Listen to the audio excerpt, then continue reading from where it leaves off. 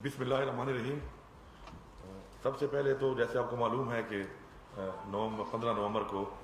انشاءاللہ گلیل بلتستان میں جو ہے وہ شفاف اور انشاءاللہ آزاد الیکشن ہونے والے ہیں۔ اس حوالے سے جو الیکشن کمیشن کا کام ہے الیکشن کرانا، لیکن ساتھ ساتھ جو حکومت کی ایک ذمہ داری ہے، میں کلیئر کرنا چاہتا ہوں کہ ہم نے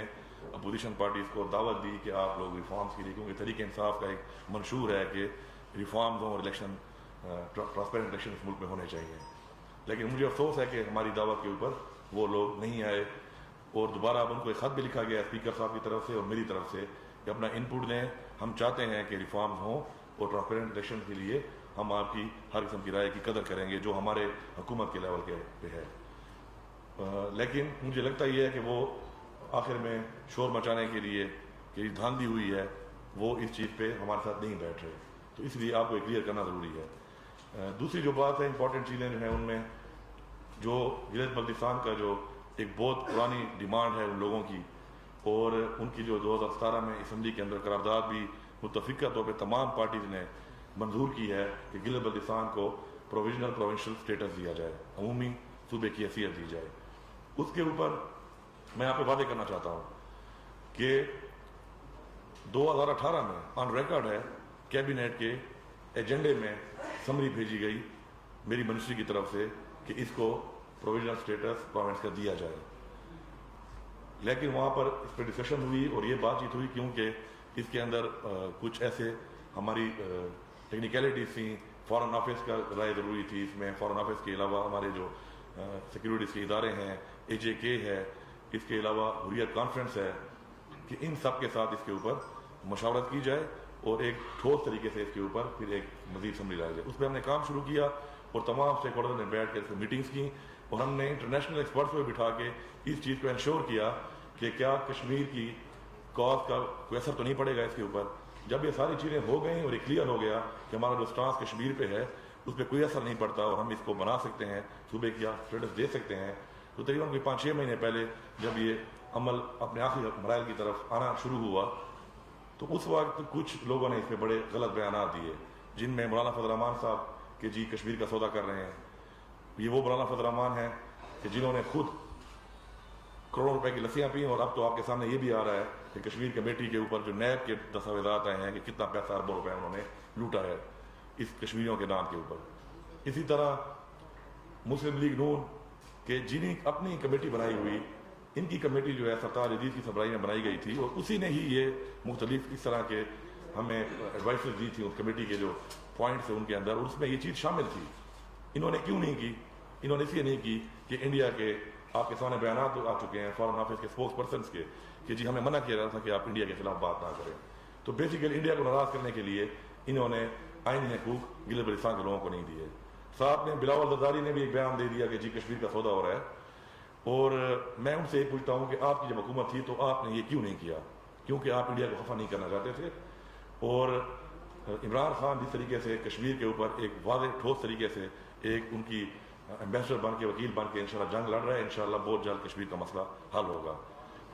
انشاءاللہ ہم گلیل بلتستان کو یہ انشاءاللہ ان کو یہ پروویژنل اسٹیٹس دیں گے، اور اس کے لیے چونکہ ہمیں کانسٹیٹیوشنل امینڈمنٹ کرنی پڑیں گی، 2/3 میجارٹی چاہیے اس کے لیے، کیونکہ اس میں ان کو ہم نے سینیٹ میں اور قومی اسمبلی میں اور فورمز کی ان کو نمائندگی دینی ہے، اس کے لیے ہمیں ان کی ضرورت ہے، لیکن یہ اس کے اوپر سیاست کر رہے ہیں، ڈرٹی پالیٹکس کر رہے ہیں۔ میں گلیل بلتستان کے لوگوں کو واضح کرنا چاہتا ہوں کہ وہ ان چہروں کو پہچانیں۔ اس کے ساتھ ساتھ اس وقت جو ہمارا گلیل بلتستان میں 2 سال کی حکومت میں ہم نے کیا کی اور ہم نے کیا کرنے لگے ہیں اور کیا کر رہے ہیں، اس پہ میں تھوڑی روشنی ڈالنا چاہوں گا۔ عمران خان صاحب کا ایک ویژن ہے پرائم منسٹر آف پاکستان کا کہ جو علاقے پیچھے رہ گئے ہیں ان کو ترجیح دی جائے، اس میں ہمارا ساؤتھ پنجاب ہے، اس میں ہمارا بلوچستان ہے، ہمارا ساؤتھ KP ہے اور گلیل بلتستان بھی ہے، تو ان بنیادوں پہ کام کرتے ہوئے ہیلتھ کے حوالے سے گلیل بلتستان کی 100% آبادی کو ہیلتھ کارڈ دیا جا رہا ہے کہ 10 لاکھ کا ہر فیملی ہر سال علاج کر سکے۔ AJK میں ہم کر چکے ہیں، گلیل بلتستان کا ان پروسیس ہے، انشاءاللہ یہ ہو رہا ہے۔ اس کے علاوہ گلیل بلتستان کا ایک کارڈیک ہاسپٹل تھا جو اب تک نہیں بنا تھا، میں مانتا ہوں اس بات کو کہ اس کا منظوری نواز شریف کی گورنمنٹ میں ہوئی، لیکن منظوری کچھ نہیں ہوتی ہے، آپ نے پیسہ دینا ہوتا ہے اس کو مکمل کرنے کے لیے۔ ہم نے 2 سال میں خطیر رقم دے کے انشاءاللہ اس کو ہم اس سال انشاءاللہ کمپلیٹ کر رہے ہیں۔ اس کے علاوہ بلتستان کے ایریا میں کوئی بڑا اسپتال نہیں تھا تو ادھر اسکردو میں ہمارا 250 بیڈ ہاسپٹل پہ کام شروع ہو چکا ہے. 3 ارب کا ہمارا ایک پروجیکٹ ہے جس میں ایجوکیشن، ہیلتھ اور ٹورزم ہم نے رکھا ہے، پیسہ الوکیٹ ہوا ہے اس کے لیے. اس میں ہم انشاءاللہ تمام جو بڑے اسپتال ہیں ان کو MRI CT اسکین، چھوٹے اسپتالوں کو ہم انشاءاللہ یہ تمام مشینریز وہاں پہ اویلیبل کریں گے، اور جو ہمارے BHUs ہیں ان کے اندر انشاءاللہ ہم الٹرا ساؤنڈ اور جو ہماری ڈیجیٹل ایکس ریز ہیں ان کی سہولت مہیا کی جائے گی. ایجوکیشن، عمران خان صاحب کی ایک بہت ان کی خواہش ہے کہ کوئی بھی جو ہماری قوم ہے ترقی نہیں کر سکتی بغیر ایجوکیشن کے. الحمدللہ ایجوکیشن کے حوالے سے وہاں پہ ہم نے ان ڈیپتھ سروے کرایا ہوا ہے، اور انشاءاللہ ان 3 ارب روپے میں گلگت بلتستان کا کوئی بچہ بھی انشاءاللہ بغیر فرنیچر کے زمین پہ بیٹھ کے تعلیم حاصل نہیں کرے گا. جتنی مسنگ فیسلٹیز ہیں ہم ان سب کے اوپر انشاءاللہ کام کر رہے ہیں. ساتھ ساتھ میڈیکل کالج اور انجینئرنگ یونیورسٹی بھی انشاءاللہ گلگت بلتستان میں ہم بنانے جا رہے ہیں انشاءاللہ بہت جلد. ٹورزم ایک بہت بڑا سیکٹر ہے، وہاں پہ کوئی کام نہیں ہوا تھا. ٹورزم کے حوالے سے ہم ٹورزم پولیس ہم نے وہاں پر آلریڈی 1 سال پہلے ہم نے وہاں پہ شروع کر دی ہے جو اپنا کام کر رہی ہے. ساتھ ساتھ ہم ان کو تقریباً انشاءاللہ 2 ارب سے زیادہ کے سافٹ لون دے رہے ہیں تاکہ لوگ وہاں پہ اپنے گھروں کے ساتھ انیکس بنا کے ٹورسٹ کے لیے روزگار بھی کریں اور ٹورسٹ کو بھی فیسلٹی ملے. اس کے علاوہ ٹورزم کے لیے ہم 50 سے زیادہ جو ہے ہم ریسٹ ایریاز بنا رہے ہیں. وہاں پہ ریسٹ ایریاز بالکل نہیں ہیں اور ان میں ریکریشنل سیٹ پوائنٹس بھی ہوں گے. اس سے لوگوں کو روزگار بھی لوکل لوگوں کو ملے گا اور ٹورسٹ کو بھی سہولت ملے گی.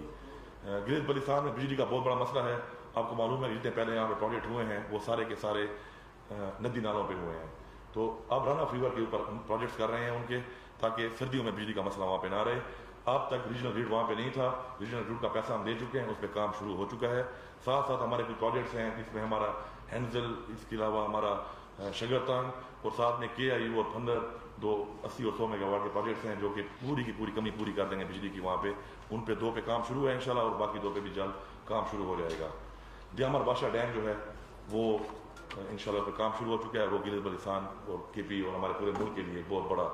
ماشاءاللہ پروجیکٹ ہے. اس کے علاوہ بلتستان ایریا میں ایک پورے ڈویژن کے لیے پانی کا بہت بڑا مسئلہ ہے اور وہاں پہ ایک شتم نالے کے نام سے ایک اسکیم ہے جو ہم نے منظور کر لی ہے، اس پہ بھی انشاءاللہ ہم کام کر رہے ہیں. روڈ اور انفراسٹرکچر کے حوالے سے کافی مسائل ہیں کیونکہ آپ کو پتہ ہے کہ ہمارا جو روڈ ہے یہ 8 مہینے کے لیے یہ والا روڈ ہمارا کراکرم ہائی وے بند ہو جاتا ہے برف کی وجہ سے. تو انشاءاللہ وہاں پہ ہم بابو سر ٹاپ ٹنل انشاءاللہ بنانے لگے ہیں. اس کے اوپر پہلے کوئی سروے NHA نے کی تھی لیکن وہ فیزیبل نہیں تھی، تو اب اور سروے ہو رہی ہے کہ کہاں پہ اس کو بنایا جائے. انشاءاللہ وہ بھی ہم بنائیں گے. گلگت بلتستان کو اور KP کو ہم نے آپس میں ملانے کے لیے روڈ کی منظوری اس سے پچھلے بجٹ میں دے دی تھی. اس پہ PC1 کا بن رہا ہے جو کہ شندور سے چترال تک روڈ آئے گا اور فیز 2 میں پھر شندور سے گلگت تک روڈ آئے گا. جتنے بھی سے پہلے پروجیکٹ شروع تھے روڈ کے حوالے سے، انفراسٹرکچر کے حوالے سے جو بہت تاخیر کا شکار تھے، ان کو ہم نے فل فنڈ کر کے انشاءاللہ مکمل کر لیا ہے، مکمل کر رہے ہیں انشاءاللہ تمام پروجیکٹس کو.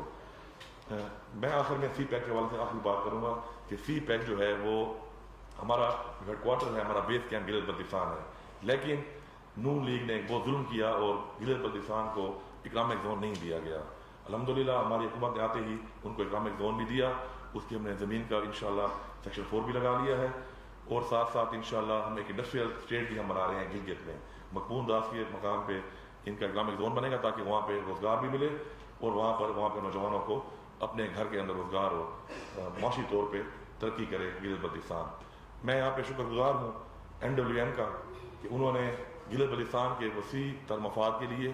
امن کے لیے، معاشی ترقی کے لیے تحریک انصاف کے ساتھ الیکشن میں کولیشن کی ہے اور ہم یہ الیکشن انشاءاللہ اکٹھا مل کے لڑ رہے ہیں اور آگے حکومت بھی انشاءاللہ ہم مل کے بنائیں گے اور مل کے انشاءاللہ گلگت بلتستان کی ترقی کے لیے اپنا کردار ادا کریں گے.